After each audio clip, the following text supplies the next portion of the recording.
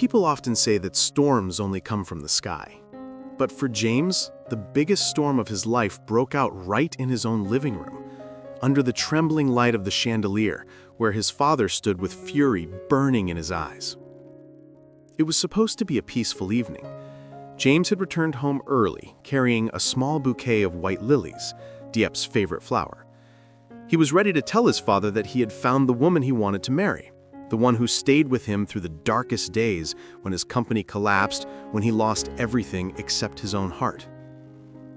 But before James could speak, his father, Mr. Tran, slammed the table so hard that the porcelain cups rattled. "James," he said, voice shaking with anger, "I heard you brought her to the company again. That village girl. How many times must I tell you she is not suitable for you?" James tried to stay calm. "Father, Diep is not what you think. She has been with me through—" "I don't care," Mr. Tran shouted. His face turned red, veins rising on his neck. "Your mother and I worked our whole lives so you could stand above the world, not throw your future away for some poor girl who sells vegetables and sings on the sidewalk." James froze. Every word cut him deeper than the next. He could endure business rivals, betrayal from investors, even the fear of starting over from zero. But hearing his father insult Diep, the woman who cooked for him when he was too tired to lift a spoon, who cried silently when he almost lost his company, who held his hand through every sleepless night, that was something he could not swallow. James took a breath. "Father, I love her." Silence. Then came the explosion. Mr. Tran pointed at him with a trembling hand, voice cracking with rage and pain. "James, listen carefully. If you marry Diep, from this moment on, you are no longer my child." The words echoed like thunder. James stood frozen. His heart felt as if someone had reached inside and twisted it until it bled. He had expected disagreement, maybe disappointment, but this?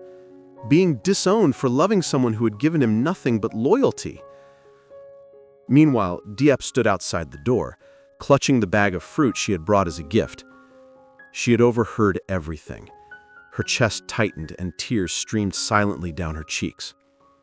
She turned away before James could see her, afraid that she was the reason a father and son were tearing each other apart. Inside the room, James whispered, almost broken, "Father, how can love be a crime?" But Mr. Tran refused to look at him. He turned his back, sealing his decision with a cold, final silence. And that was the night everything fell apart. Diep did not remember how she reached home that night. The road blurred behind her, swallowed by the weight pressing on her chest. When she finally closed the wooden door of her small house, her knees gave out and she sank to the floor, the fruit bag slipping from her fingers. Every word she heard from Mr. Chan replayed in her mind like a cruel echo. "If you marry Diep, you are no longer my child." She wrapped her arms around herself, trying to hold together a heart that felt like it was falling apart. She had always known James came from a different world, a world of wealth, power, influence, a world where every step was strategic, every decision reflected the honor of an entire family. And she was just a girl who once sold vegetables at the market, who grew up running barefoot under the sun, who struggled for every small piece of stability she had. How could she possibly be the woman a man like James deserved? Her tears fell silently. Meanwhile, James stood alone in the living room, staring at the closed door through which his father had walked away. The house felt colder than ever. He reached for his phone. His first instinct was to call Diep, to tell her he didn't care about anything except her. But when he dialed her number, it rang and rang with no answer. Diep sat on her bed, phone trembling in her hand, unable to pick up. She feared that if she heard his voice, she would break completely. She loved him too much to let him ruin his relationship with his family for her. When the phone rang a third time, she whispered through tears, "I'm sorry, James. I cannot be the reason you lose your father." The next morning, James drove straight to her house. He knocked on the door again and again until she finally opened it, her eyes red, but her voice calm. "James, we need to talk." He knew instantly that nothing good ever started with those words. "Diep, please, don't say anything. I heard everything last night. You weren't supposed to." "But I did hear it, Diep. But I did hear it. And your father is right. You have a whole future ahead of you. A company to rebuild. Responsibilities far bigger than me." James grabbed her shoulders, desperation in his voice. "You are not a burden. You are my choice, my happiness. Why can't you see that?" Her lips trembled, but she forced herself to be strong. "Because your father is already hurting, James, and I cannot be the knife that cuts deeper." He felt the ground shift beneath him. Are you leaving me?" Diep looked down, her tears falling onto the wooden floor. "Sometimes loving someone means stepping back." James shook his head violently. "No, not like this, not because of him. Diep, you promised you would stay by my side." "I promised to stay by your side, not to make you lose your family." James pulled her into his arms, holding her as tightly as he could, as if the force of his embrace could stop time, stop fear, stop everything that was trying to pull them apart. But after a long moment, her arms slowly loosened, and James felt something inside him begin to break. Outside, the morning sun rose gently over the village, warm and peaceful, completely unaware that two hearts inside the small house were slowly shattering. James drove without direction, the road stretching endlessly ahead. But no matter how far he went, he could not escape the hollow ache in his chest. Diep's words replayed over and over, each one cutting deeper than his father's harsh declaration. Sometimes loving someone means stepping back. I cannot be the reason you lose your family.